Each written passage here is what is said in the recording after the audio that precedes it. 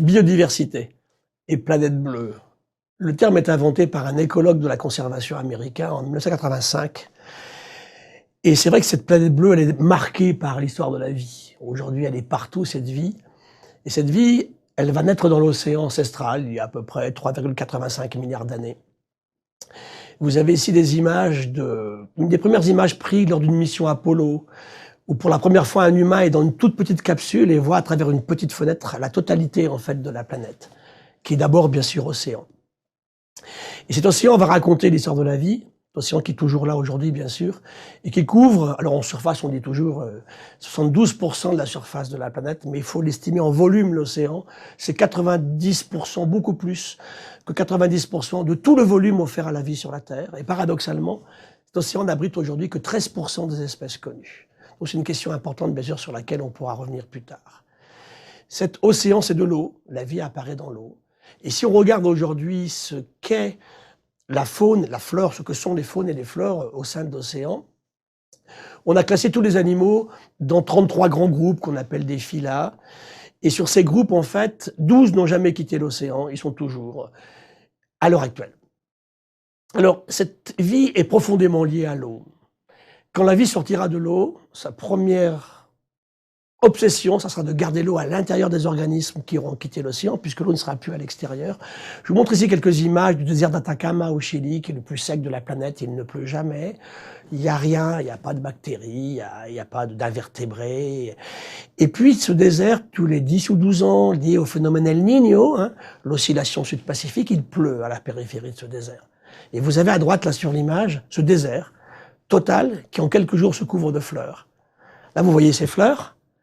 Imaginez des papillons qui vont avec, d'autres insectes, les oiseaux qui viennent pour les manger. Ça dure 3 semaines. Et au bout de 3 semaines, tout ceci s'arrête et repart pour à nouveau 10-12 ans vers une aridité extrême. En bas, vous voyez une image d'humains qui se sont mis à arroser un désert ici en Jordanie et qui crée de la diversité biologique. Donc l'eau, c'est vraiment la vie.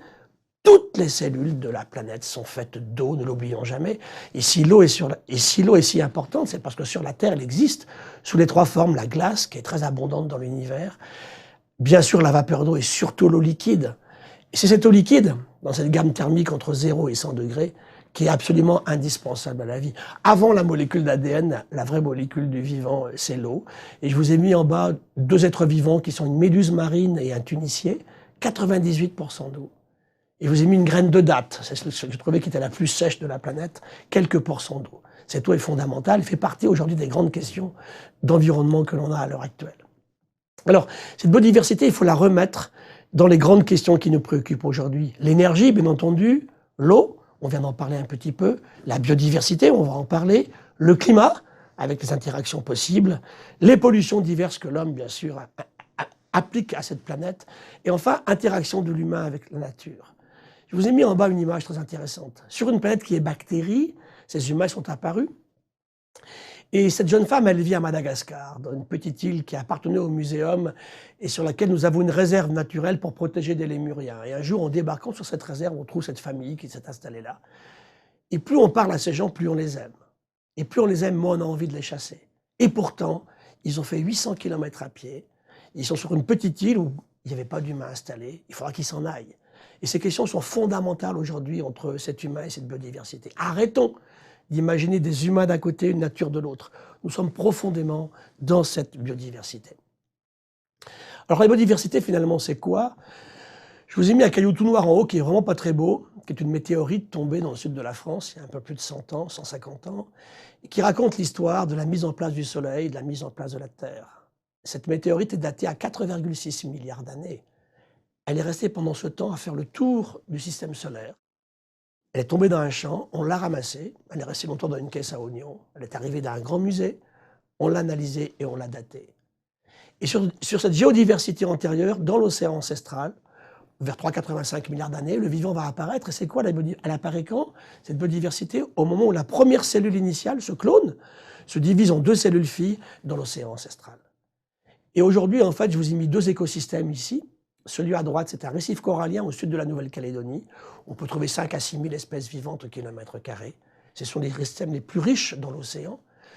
Le corail, c'est moins de 1% de la surface de l'océan et c'est plus du tiers des espèces de l'océan. Et je vous ai mis à gauche une forêt tropicale, la forêt de Bwindi, à la frontière entre le Congo, le Rwanda et l'Ouganda.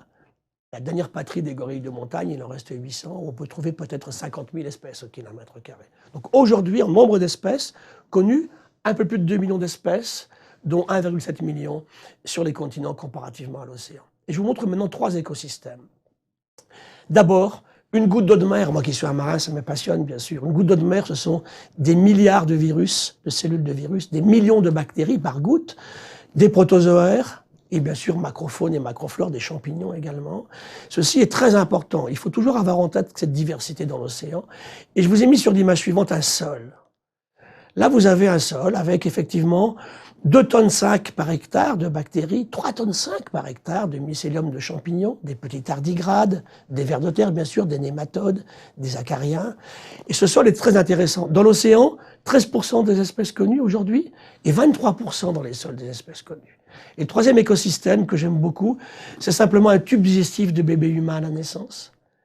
Vous voyez ici ces bactéries du tractus génital de la maman qui va mettre ce bébé au monde, qui se précipite, et dans le bon sens du terme, vont les contaminer, ce bébé.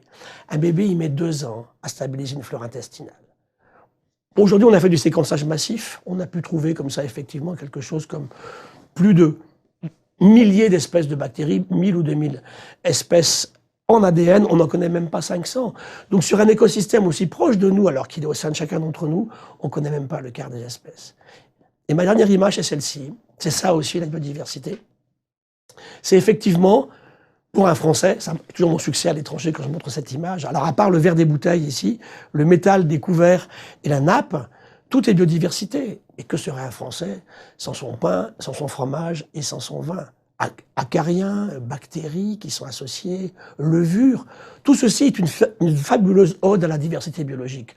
Donc c'est quoi la biodiversité? C'est la fraction vivante de la nature dans toute sa complexité.